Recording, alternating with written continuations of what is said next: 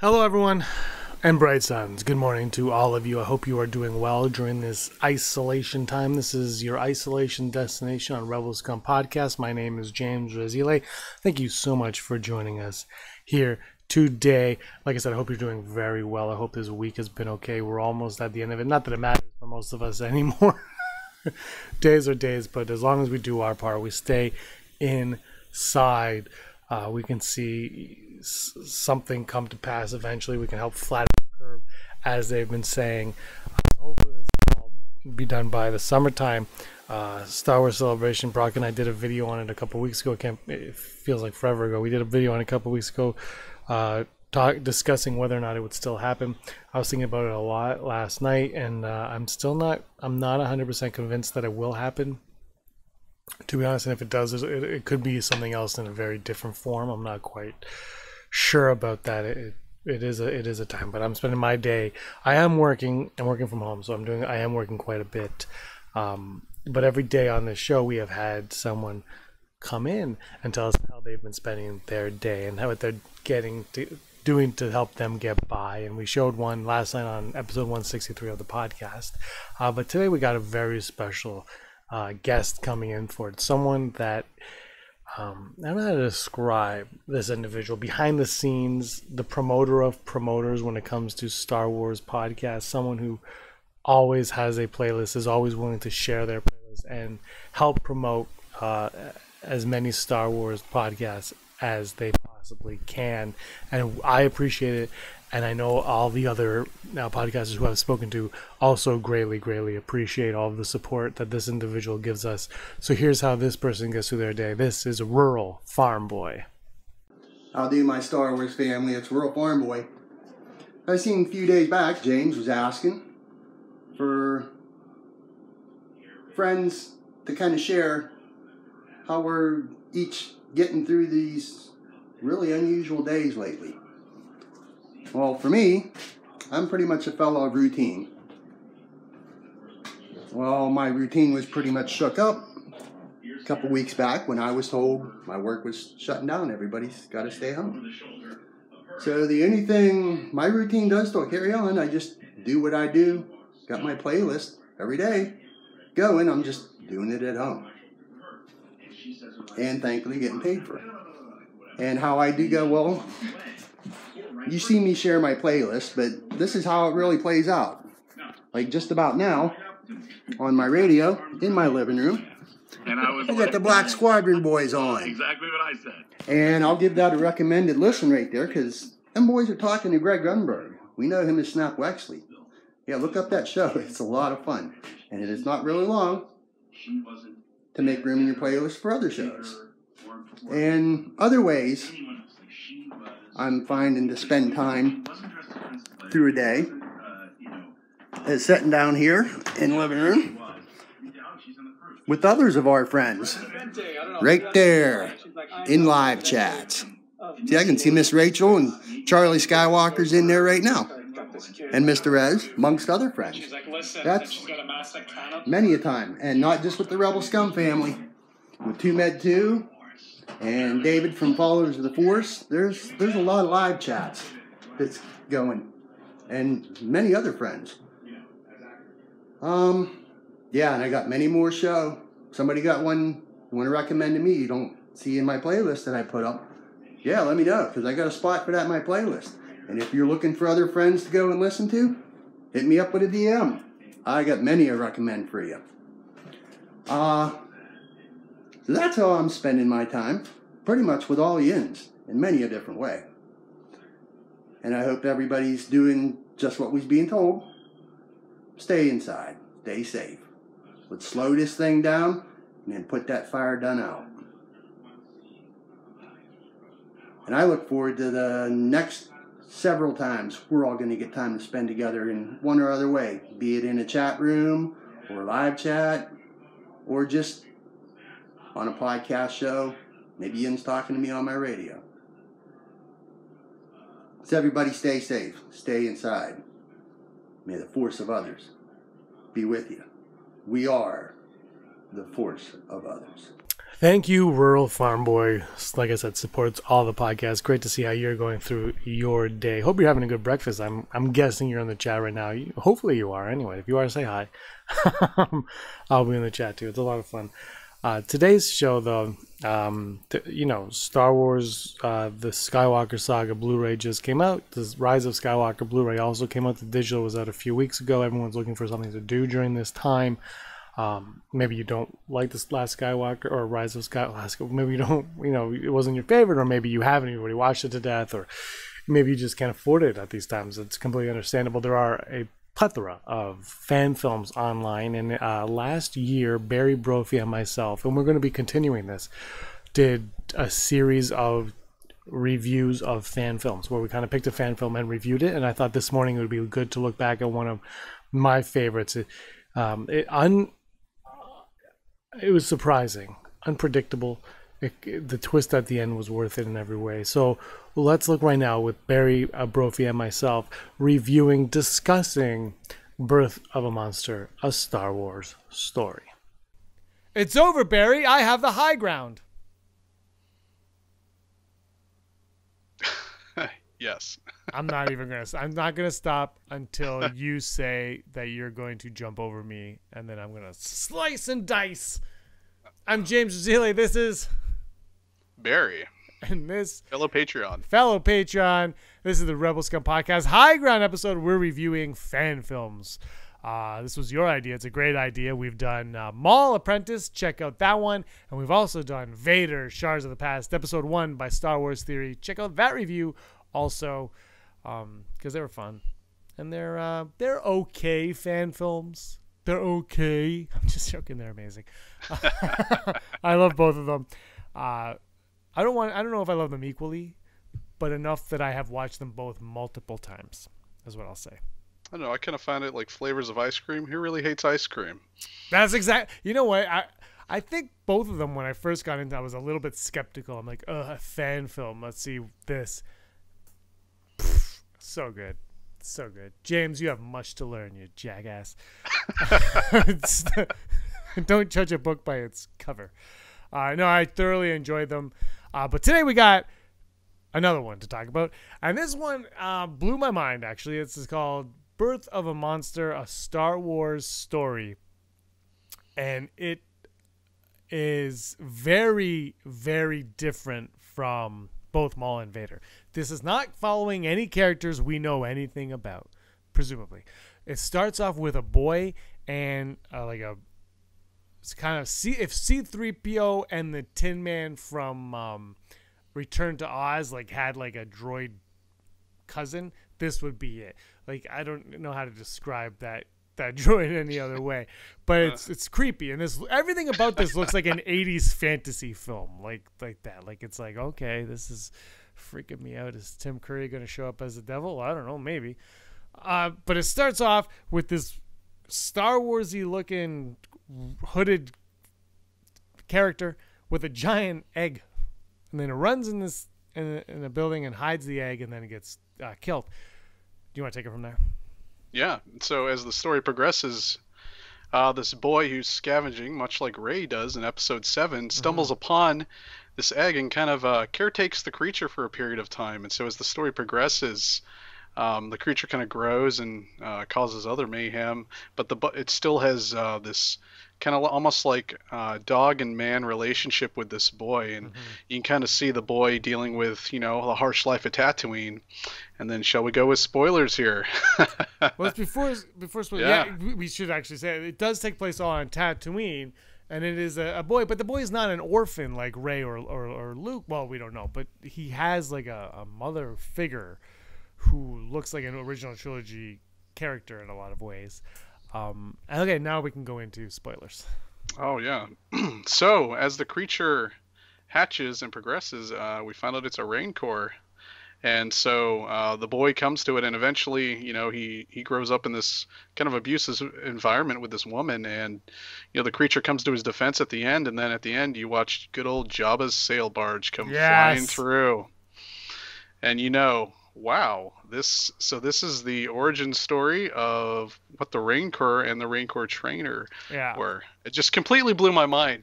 And I think for me, what I love about these type of fan films, like you highlighted in the beginning, the difference of it. And so that when Disney bought Star Wars, I was very excited that we were going to get stories like this, that it wasn't just going to be like we talked about in prior weeks, the Mater and Vol. Now we're going to talk about a completely different character and setting, but we're going to build in such a way that you go, oh, okay, I can.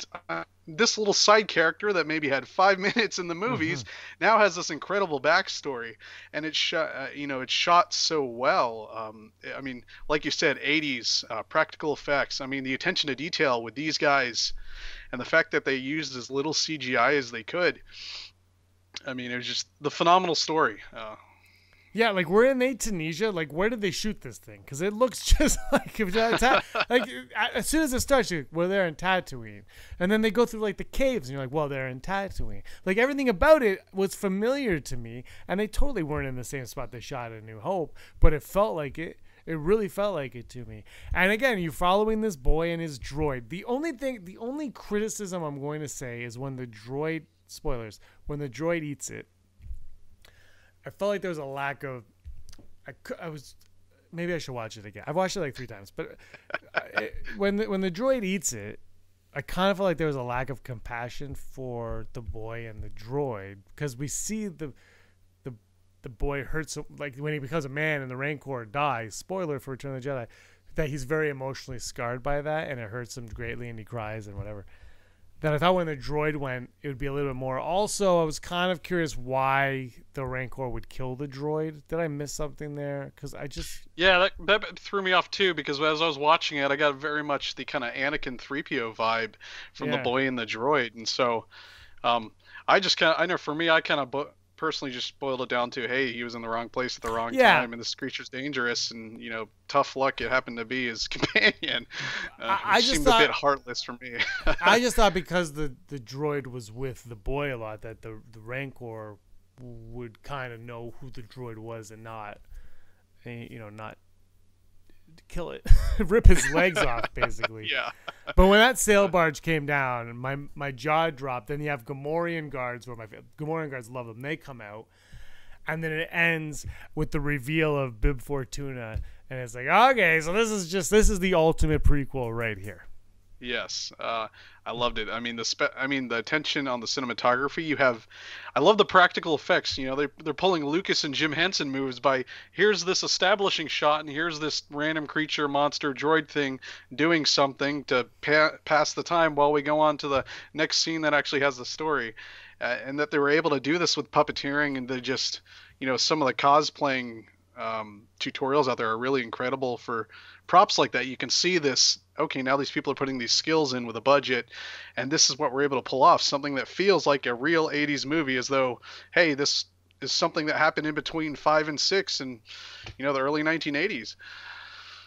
I really thought that this was going to end with like a Roxette song. Like, that's how 80s this felt. It was like, I was like, they're on Thunderdome, but they're on Tatooine, but are they going to make their way to Thunderdome? Like, it really felt like the Lost Boys from Mad Max Beyond Thunderdome. I was like, this is awesome. Where's Tina Turner?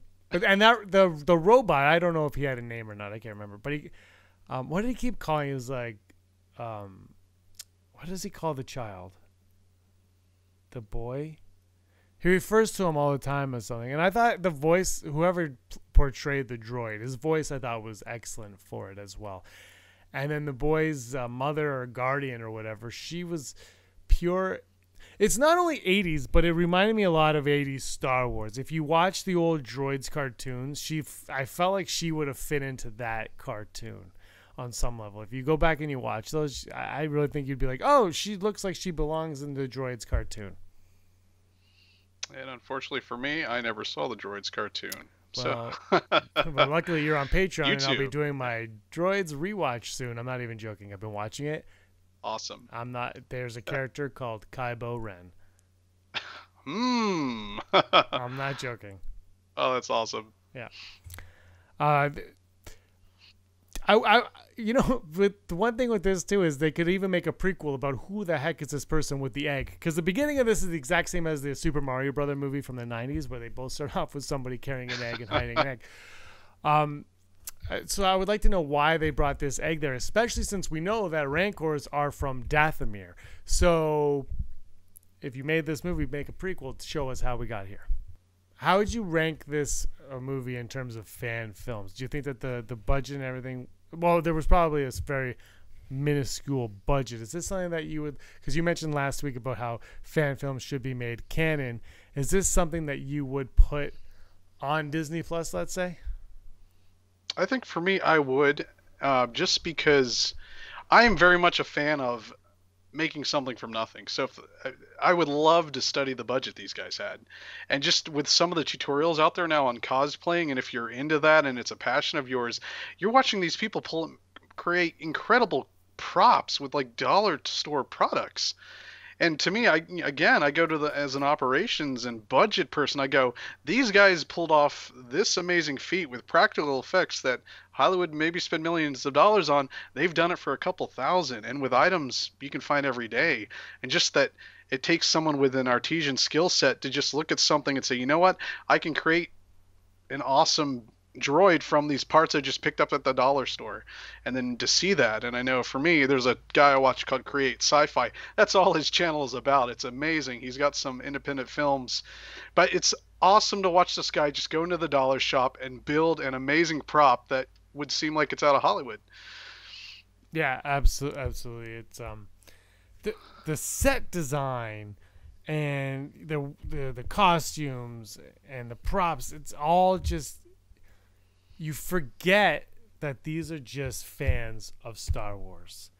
You forget that there might be a $20 budget. You know, they might have been like, well, we can make the boy's costume, but it has to be under $100 or something like that. And you forget how cheaply these things were made, how cost effectively, I shouldn't say cheaply, how cost effectively everything had to be. And, you know, these people aren't getting paid to make this either. And the fact that somebody said, I want to tell a story about the Rancor and his owner from Jabba's palace, how they first met and how that bond, that is fan, for me personally, that is fandom at its finest. Is somebody Absolutely. Who's like, because that Rancor and that death scene has always, I think it's always hit everybody who is a kid, at least in the 80s, watching that for the first time. It hit everybody the same way, where you're actually like, oh my God, he's going to kill Luke, kill the Rancor. Then he killed the Rancor and you're like, yay. And then you see the human element brought in, that, you know, a monster is not always a monster. Yes, very much so. And I love, again, you know, a character you see for 5 minutes you don't really think of has an action figure, but now we get this compelling story of, wow, I mean, I can see why he had an emotional breakdown in episode 6, where here I am not watching it within this scope, going, okay, that's a really weird reason for you to get upset. But now we can understand and see, you know, there's a bigger story here, that him and this creature have been around for years, and I mean, they're practically raised together, and there's this kinship of dog and master going on, and the film just really highlighted that out. And I think for me, the fan films, again, you know, when we review the original films, the prequels and the sequels, with these little tidbits that we throw in, that maybe 15, 20 minutes of a film, we begin to appreciate the other movies more often, because now we know the backstory and the world building and the lore. And again, this was just such a unique film to take such an oddity, something you would have easily glazed over in the you know, episode 6, and then fill it with something compelling and shoot it that, you know, isn't your typical lightsaber dual force battle. It's just, this is the story of the Rancor and his master and how they came to be. It's a perfect short film. It's what short films were made for. Just, it's like when you read a book, like from a certain point of view, those little stories. This is one of them. This is a little story. It's fun. It gives you a little bit of detail on something that you don't even really need, but it enhances that moment even more. And that's what I like about it. Anything you want to say before we wrap this one up? Yes. Well, since we can make a fan film about that, I want to see Jack Porkins' backstory. And let's see Jar Jar Binks in his glory. I want to see Jar Jar Binks in his glory as well. I want to see him, why he was banished. I want to see that Jar Jar Binks. Absolutely. I want to see, the one thing I've been dreaming about for a long, long time is I want to see an Ewok and a Gungan sharing a bevy together. I want nothing more than that. Somebody make this happen for me. Just put an Ewok and a Gungan and have them drinking something together and having a good time. And everybody kind of, but in the corner, like nobody wants to associate with them whatsoever. That's what I want. Right. Disney, that sounds like a Resistance episode.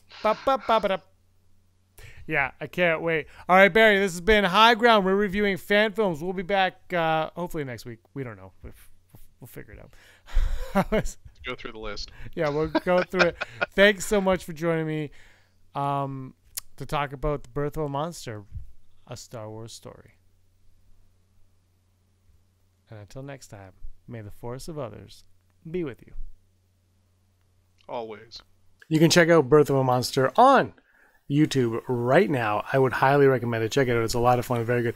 The set design, the set decor was just fantastic. And like I said, the bit at the end, which we may have spoiled, is well worth the wait. And the story was excellent. I really, really enjoyed it. It was like an 80s sci-fi fantasy film. So it was good to see, good to watch. I do recommend it. There are so many more out there, so many that we haven't reviewed. Like I said, we will be back reviewing these in the coming days, coming weeks, and it should be a lot of fun.